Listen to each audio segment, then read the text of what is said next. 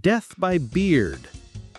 Once upon a time, in 16th century Austria, there lived a man with an exceptional gift, or curse.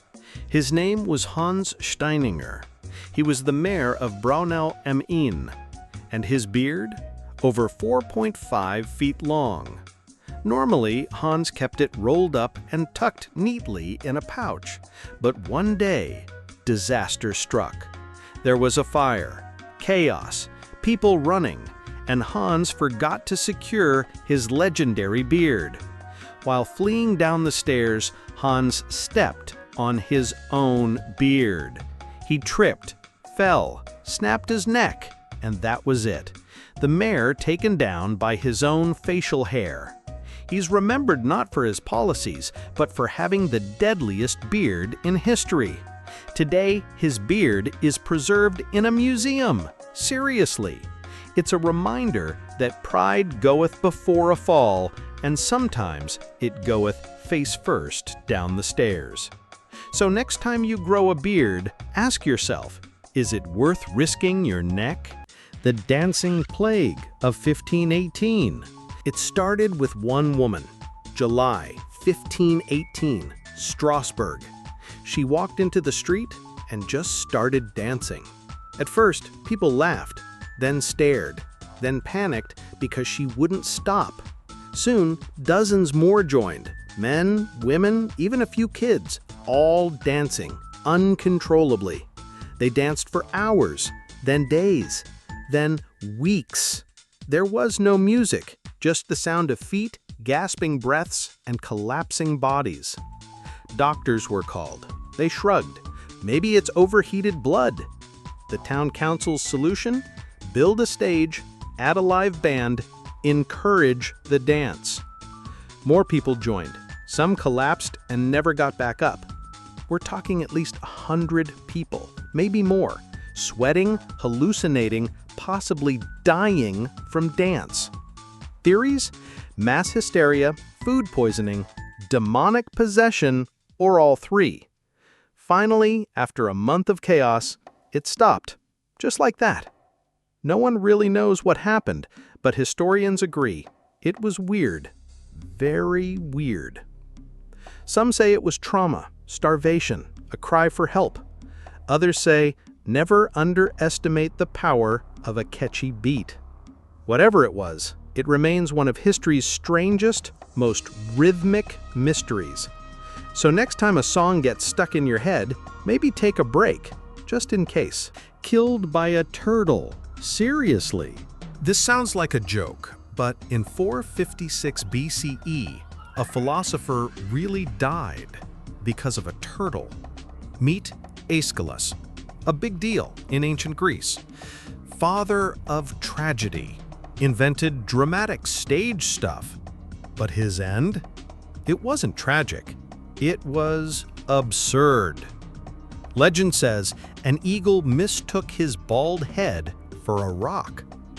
Eagles drop turtles on rocks to crack them open. So the eagle dropped the turtle, direct hit. The shell smashed his skull. Instant death. This bizarre death was recorded by later historians, including Pliny the Elder. Was it real? Maybe. But Aeschylus was bald, eagles are impatient, turtles are heavy. The irony. Aeschylus specialized in heroic, meaningful deaths. Instead, he got death by air turtle.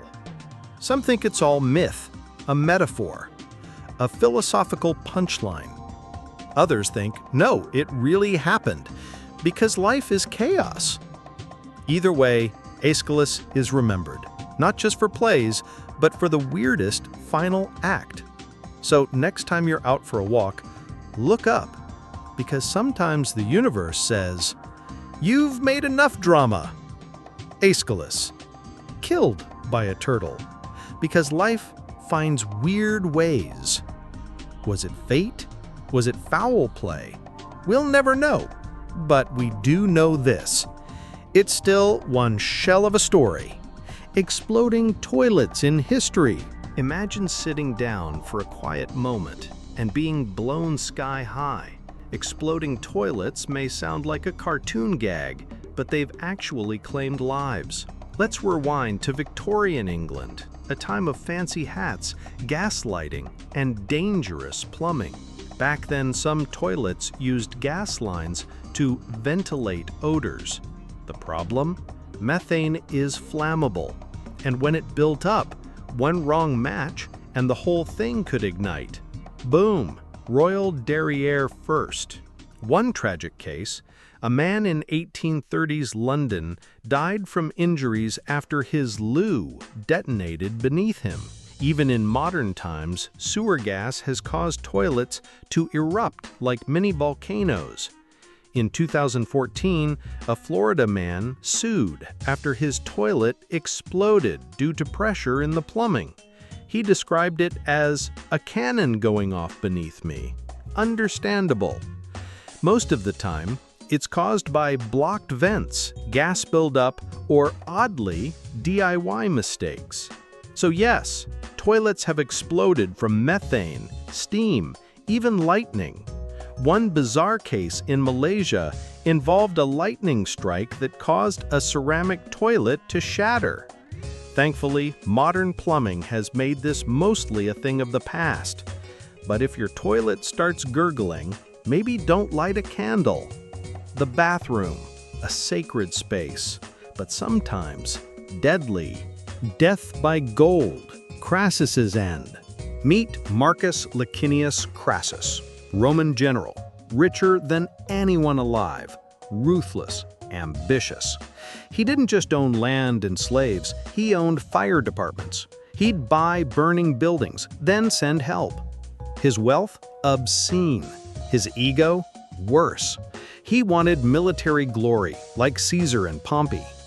So in 53 BCE, Crassus invaded Parthia, a desert empire with serious cavalry. His plan? Easy win, more gold, eternal fame. Reality? Disaster. The Battle of Carrhae was a complete meltdown. Roman troops were surrounded, dying of thirst and confusion. Crassus tried to negotiate peace. Big mistake. He was captured, and then things got weird. The Parthians hated his greed, so they gave him exactly what he wanted. They poured molten gold down his throat. Why? To mock his obsession with money. Romans were horrified. Death by gold became a dark legend.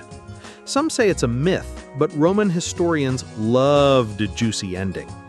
Crassus got his eternal fame, just not the way he wanted. And somewhere, the Parthians probably laughed for weeks. Moral of the story? Don't let greed melt your brain or your throat. Crassus became a golden cautionary tale. Rich in life and way too rich in death. The jester who laughed to death. Once upon a time, in the court of a Scottish noble, a jester laughed and laughed and laughed. His name was Thomas Urquhart, a nobleman, mathematician, and master of absurdity. He once claimed to trace his ancestry back to Adam and Eve. Yes, the original ones. Thomas was brilliant, weird, and deeply Scottish. In 1660, King Charles II returned to the throne. Everyone in Britain celebrated, even the oddballs. Thomas read the news and purportedly laughed so hard he died.